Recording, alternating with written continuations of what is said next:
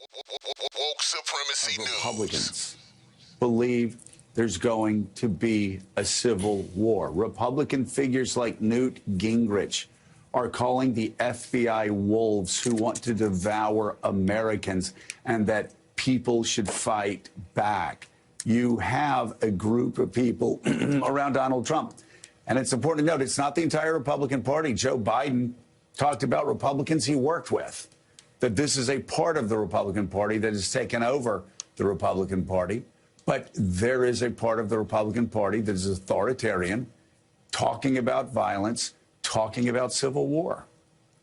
Yeah, Donald Trump released this idea into the atmosphere that the 2020 election is stolen, and now it's spread throughout the country and has almost gone beyond him. As one Republican said to me, Donald Trump needs his supporters almost more than they need him now, because they have taken this idea of the election being rigged, and they are running with it, and it's leading to talk of violence. And I was really struck as I was traveling around the country this summer. That was the thing that struck me most, how often I heard people speak about coming violence. And I heard it both from the left and from the right. And Joe Biden's absolutely right. American democracy is in a moment of peril. I mean, the very fact that an American president had to use a primetime address to defend democracy in this country tells you an awful lot about the state of America in 2022. But curiously, I heard from Democrats and from Republicans who would say democracy is in peril, but of course from very, very different points of view. It is oddly one of the things both sides agree on. They just have no agreement on the facts and why it's in peril. And I don't know if Donald Trump, if Joe Biden will have changed any minds, even in the middle of the political spectrum last night, but he was quite it was quite the moment to say what he said, because it is what I've been hearing all summer. This country's democracy cannot be taken for granted. Yeah, and we left with a pretty remarkable split screen yesterday where Donald Trump gives this radio interview and suggesting he would give pardons, not just pardons, but pardons and an apology to those convicted of rioting at the U.S. Capitol, and, of course, the latest courtroom hearing of battling over the classified documents found at Mar-a-Lago. And then we had President Biden last night.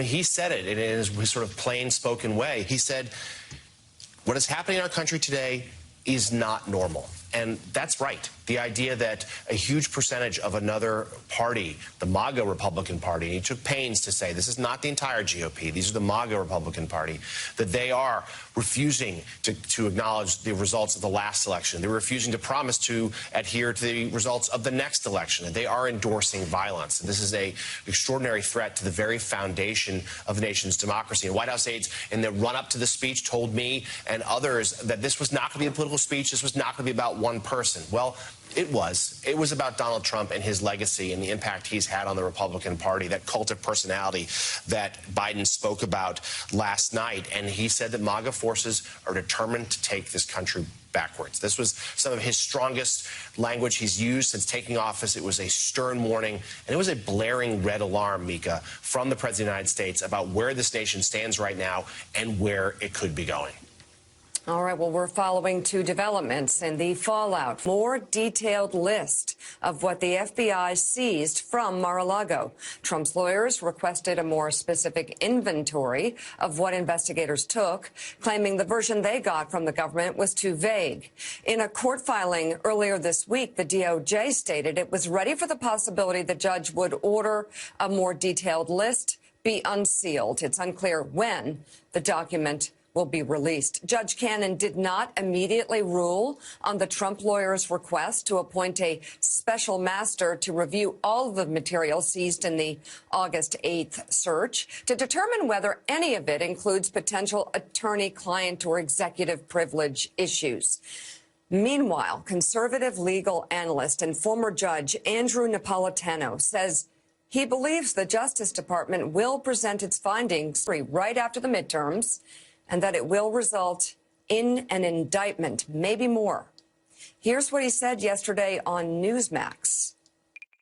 I think that the DOJ has already decided to ask a grand jury in either Miami or Washington, D.C. to indict former President Trump. And what they've tipped their hands on, the little that they've revealed to the public and what they've shared with Judge Cannon is more than enough to indict him and probably enough to convict him. Wow. Let's bring in former U.S. Attorney and senior FBI official Chuck Rosenberg. Chuck, do you agree with Napolitano's assessment there of the potential for an indictment? The potential? Sure. His certainty? I don't know where that comes from just yet, Mika. Look, I wish I was as certain about things in life as he seems to be. You know, folks pick horses to win races all the time, and some of them turn out to be right, and they go to the window and collect their money, but they had absolutely no idea what they were doing when they laid down the bet. That could be the case here. I think it's a serious matter. The search warrant indicated that crimes had been committed and evidence of crimes were found at Mar-a-Lago. That we know. But who's responsible for it, who will be charged, that will be determined. You know, that stuff, Mika, was in the redacted portion of the affidavit that we're all anxious to read. So unless Judge Napolitano has some access that we don't, I really don't understand why he's saying what he's saying. It doesn't make sense to me yet.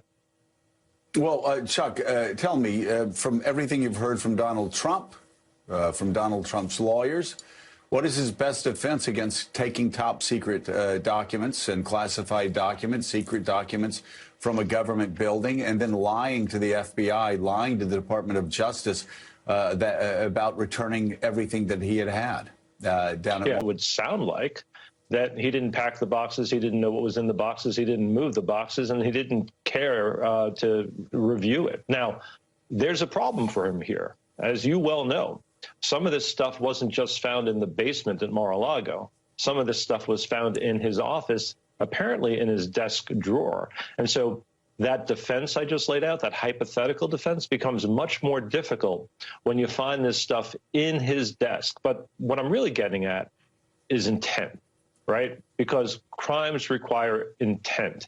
You mentioned the fact... There, you have tapes of Mar-a-Lago that the DOJ and the FBI have their hands on of people moving documents out of a certain room after they get a call and a request from the FBI, which, again, you talk about showing intent. They ask for documents, then suddenly documents are moved from the main holding room. How does that play out, Chuck? And what should we expect next in this case? Yeah, that's a really interesting point, Joe. And that sort of suggests to me, more than suggests, that indicates to me that there are a bunch of people that the FBI needs to interview. Who was on those tapes? Where were they going and what were they doing? And at whose direction were they going there and doing that?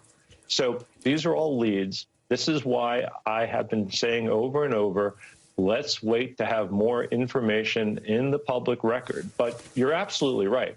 If after getting a call, a bunch of people are dispatched to the basement to squirrel things out of Mar-a-Lago, that's extremely damning evidence. Now, we need to figure out who told them to do that, why they were told to do that, and whether or not that's what they were actually doing. That requires interviews, that requires FBI agents, and that requires time. That's what they're doing now. That's why the investigation is ongoing, and that's why we should also reserve judgment on what the evidence, what the investigation is going to produce.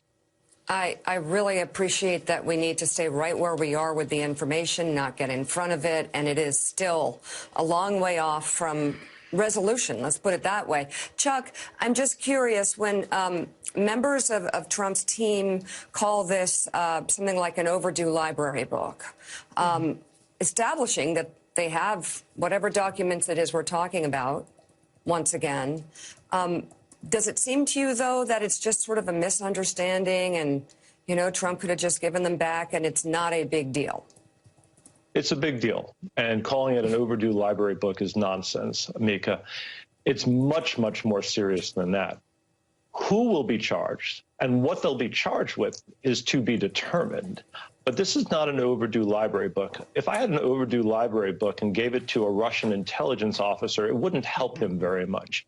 If I have top secret SCI classified information from the United States government and gave it to a Russian intelligence officer, I could do grave damage to the national security of the United States. So in no way is this like an overdue library book. And I think lawyers really do themselves and their clients a disservice when they make idiotic arguments.